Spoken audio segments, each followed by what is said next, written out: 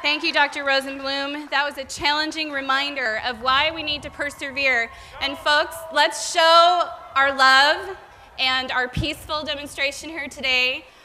We're glad that their moms decided not to abort them and that they're here today. So let's show them that love.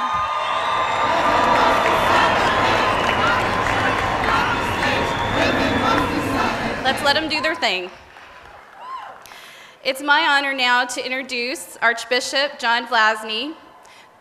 Archbishop Vlazny recently celebrated an anniversary of sorts, 25 years as a bishop.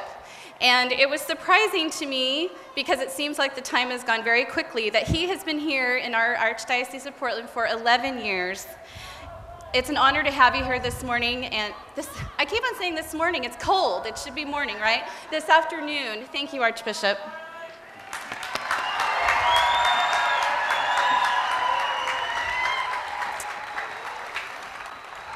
First of all, I very much want to thank Gail Atterbury and the folks at Oregon Right to Life for bringing us here together at Pioneer Square for this rally. I think it's kind of obvious that just our being here has already made a statement that's being heard and being reacted to.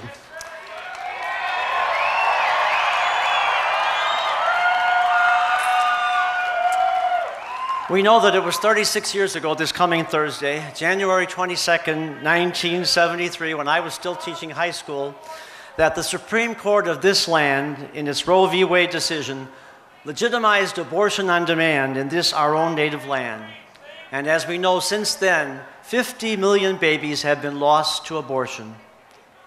Unfortunately, the Roe v. Wade decision created an abortion mentality in the minds and the hearts of too many of our fellow citizens, and frankly, one that changed moral persuasion about a very serious evil.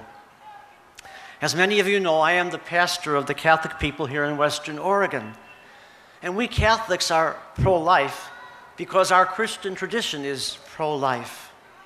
Our mission to defend human life applies over the entire course of life, from conception to natural death. And because our voice is a prophetic one, we continue to speak out to protest the injustices and indignities like abortion against the human person. We're not trying to win a popularity contest or an election. We're simply trying to do what's right, what's just. But let's remember that when we talk about abortion, we're not discussing simply a religious matter. This is an ethical concern.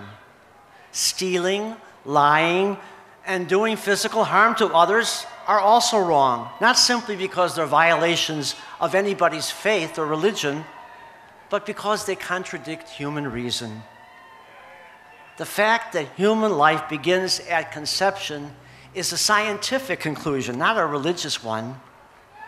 The moral norm which prompts our constant opposition to abortion is the fact that each and every human life has inherent dignity and thus must be treated with the respect due to a human person.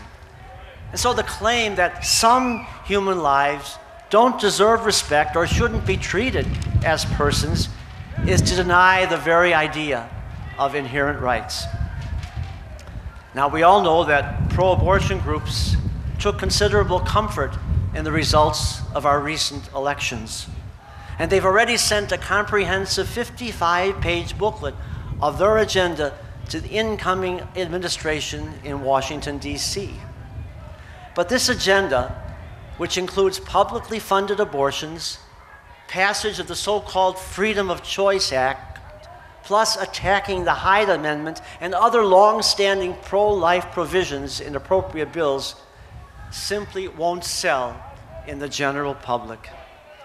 Some of these politicians talk about working to reduce abortions, but let's face it, we all know that you can't reduce abortions by promoting abortion and eliminating all the policies that have proven effective in reducing abortions. My friends, as discouraging as some of these initiatives may seem to us, let's not forget the successes we have already achieved because of folks like yourselves, because of Oregon Right to Life, in changing many hearts and many minds over this land. A nationwide survey, which was commissioned by the Catholic bishops in our country last month, found that fewer than 1 in 10 Americans support legal abortion for any reason at any time during pregnancy. And yet, you know what? That's precisely the current state of abortion law resulting from the United States Supreme Court 1973 decisions, which made abortion legal throughout all 9 months of pregnancy. In other words, pro-abortion groups are basically out of touch with mainstream America.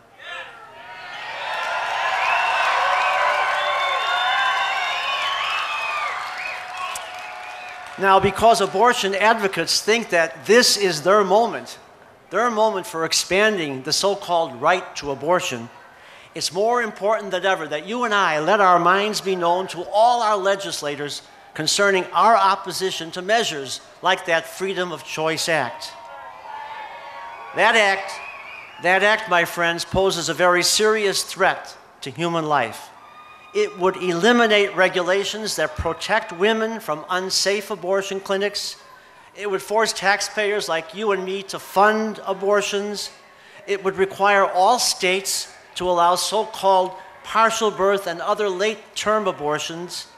It would subject women to abortions by non-physicians, violate the conscience rights of nurses, doctors, and hospitals, and strip parents of their right to be involved in their minor daughter's abortion decision.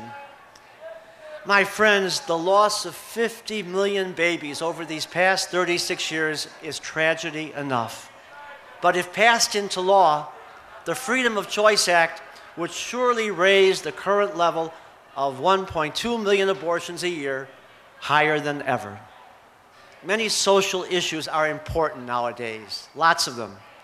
They will require our attention. But some issues have more weight than others. Deliberately killing human life, or simply standing by and letting it happen, dwarfs all other social issues.